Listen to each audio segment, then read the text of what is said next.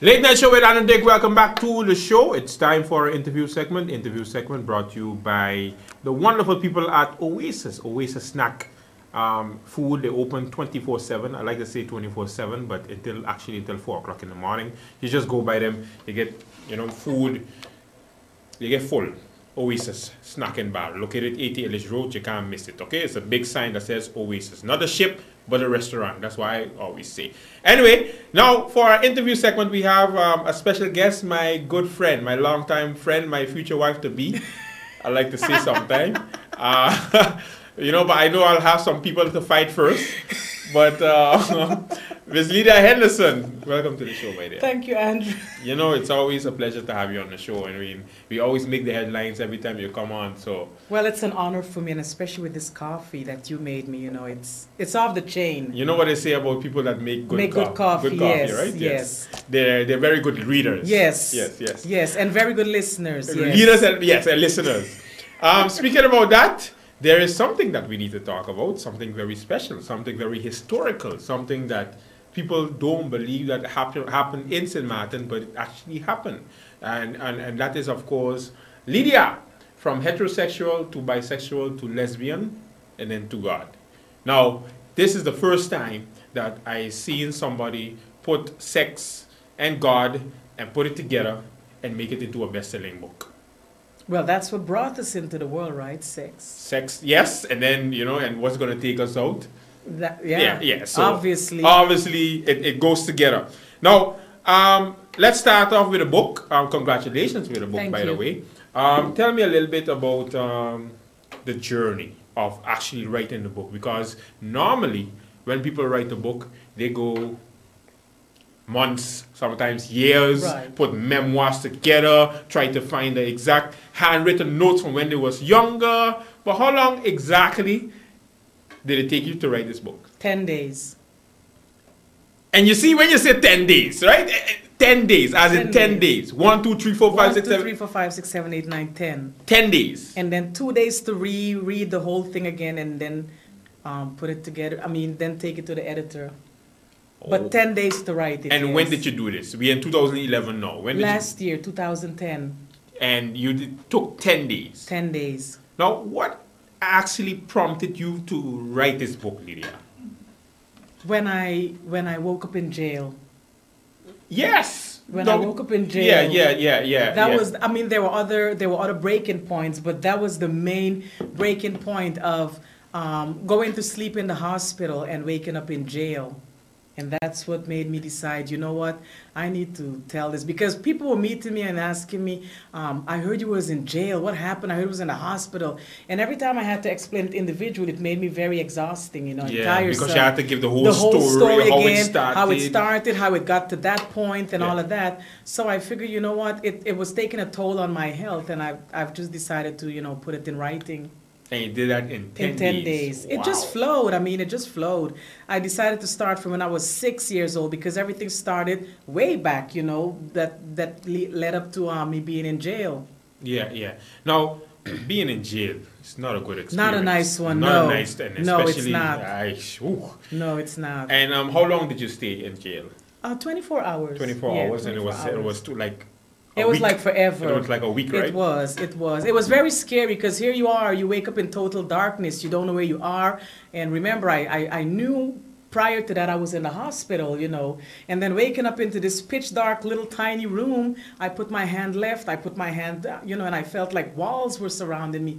And I was like, this is not good. And then when I pushed my foot out, I felt it was like concrete. Yeah. And that's when I knew it was jail, It was jail. Yeah. And what did they tell you, the officers or whoever came to you? Well, I started to bawl. Not cry, bawl. Because I was, I was getting how you say that? I was hearing like voices and stuff in the process of it. And then at one point when I woke up and came to realization, I started to cry and start to bawl. And then the cellmates, they started to, make noise and call the officers. And they're like, we have a problem here. Somebody's in pain. Because I was getting like cramps and stuff. And then when I looked around, I wanted to use the bathroom, the toilet. And I was like, Lydia, there's no toilet here. There was just a hole on the floor. Yeah. And I was like, this is not good. So I started to cry and scream out loud. And then the cellmates, they called the guards and then they came down. But of course, during that time, I was praying. Yeah, yeah. And that's when I said, you know, Father, Jehovah, whoever you are, if you truly do exist, this is your chance to prove it to me. And he did. Because in no time after saying that prayer, the guards came down and they unlocked the door and they walked me upstairs. Oh, really? Yes. All It right. was an experience that I will never forget. Yeah, I was just about to say. I Yeah, thought you would have said it was a nice experience, but it was an experience. That you will never, yeah, I'll never forget it. Mm-hmm. And as a matter of fact, when I walked upstairs, the most beautiful face I've ever seen in my life was my brother. Yeah. You know, he was there waiting for me with open arms, and it was very nice. You Very know, nice. Yes. Yeah. Yes. Now, did you get to drop any soap when you was in jail? Actually, no, I would have loved that, but it didn't happen because I was in a room by You myself. was in the room. All right. So all right. the other inmates were safe. They were safe. Now, this book, 15 chapters. 16. 16. Well, I got until 15. You know, I think because it- you're in chapter 15. I in chapter yeah, 15 you're in chapter still. 15. But 16 chapters of, I would say, of fun. Because it shows your lifespan, you know, the way you were going and Up and down. up and Yeah. down. And now, before you was a straight, then a lesbian, and then straight again. I'm not too sure if I was ever straight. I'm not- no, for But real. I know, Yeah, but you know, there always have to be a time, you know, when you decide. well, if I would consider myself straight, I would consider it from 0 to 5.5. Zero. Okay, 0 to 5 and a Yeah. half. All right. Now, my favorite chapter, and people don't believe me, but my favorite chapter is the bus. When you start off.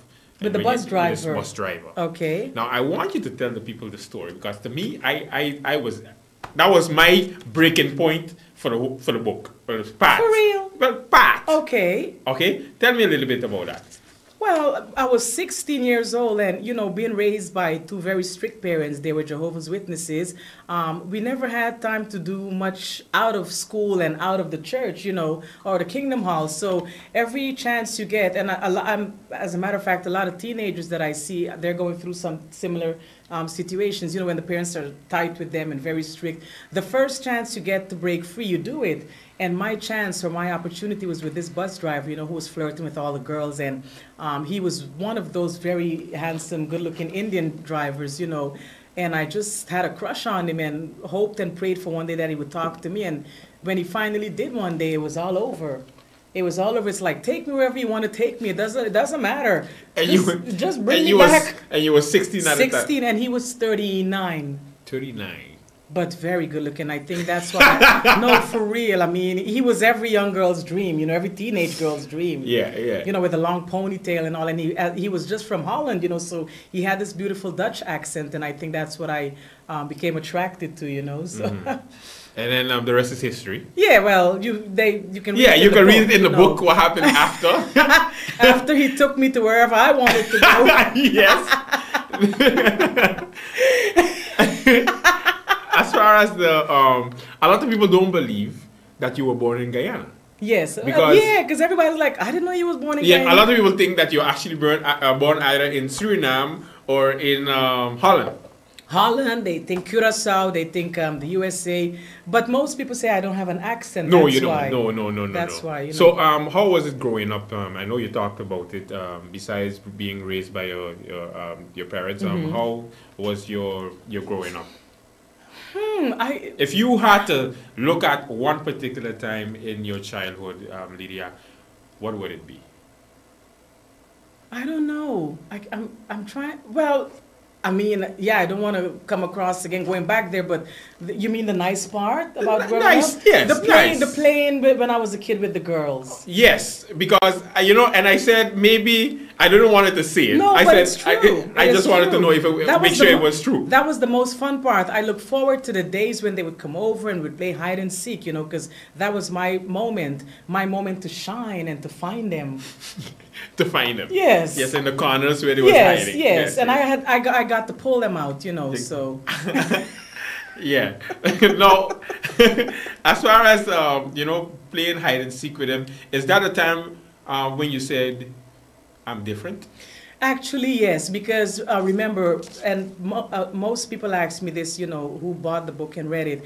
They asked me if at any point that I had any feelings for boys. At the I played with boys then. Boys and girls would come to the house, and that's why when people ask me if lesbians and homosexuals are born like that, I tell them no, we are not. They are not. A thief is not born a thief. No, no, no.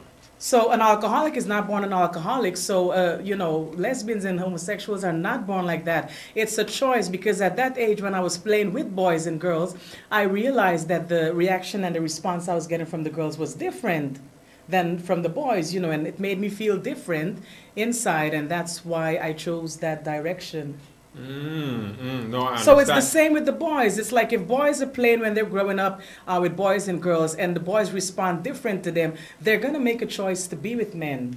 Yeah, yeah, I understand. You know. Now, let's go a little bit fast track. Past Okay. 16. Let's fast forward. Yes, fast forward. Okay. In relationship, you've been through some relationships. I can't even say relationship. know. I can't say relationship. Relationships With the S behind. with an S Okay. behind. Let's put a triple S behind. Relationships. Ships. Your biggest relationship that close to your heart.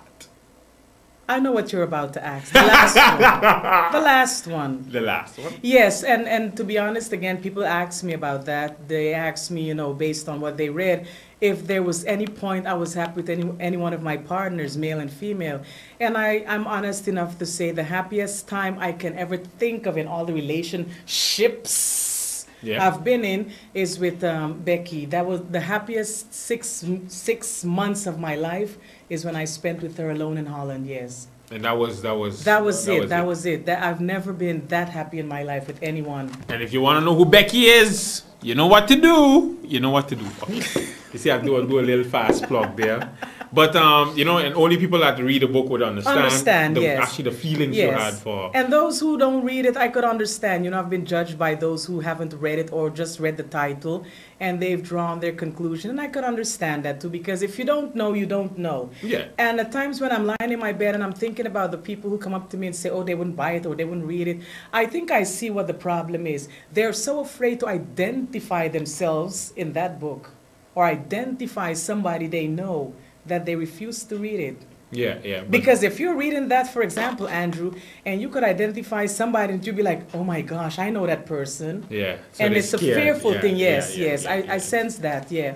No, but I mean, we talking about the fun parts, but there's actually some hardships and there's day-to-day struggles that people can really relate to, and that's why I tell people they have to get the book because it shows Lydia from the highest points and the lowest points, and people will understand when they read the book Yeah.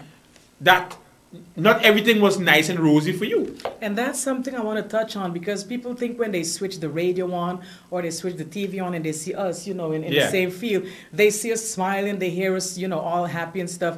They think we don't have any issues. No, we do have issues. Oh, many issues. Much more than everybody else. Yeah. For real. I mean, at times, listen, you can have a bad day at home, or you can be kicked out, or you could have bill problems. You can have financial problems, and you have to come And here yeah. and smile and say, "Welcome to the show. Everything is great. Make sure you save some money." Exactly. And you're the one in problems. I got to switch the microphone on. Good morning. This is Lydia G. Henderson. How you doing today, Sunshine City St. Martin? Yeah. With a big smile. With a smile. But people don't understand the ups and downs what comes with a business. They will ahead. at some point, I'm Yeah. sure. It takes time with everybody, Mm-hmm.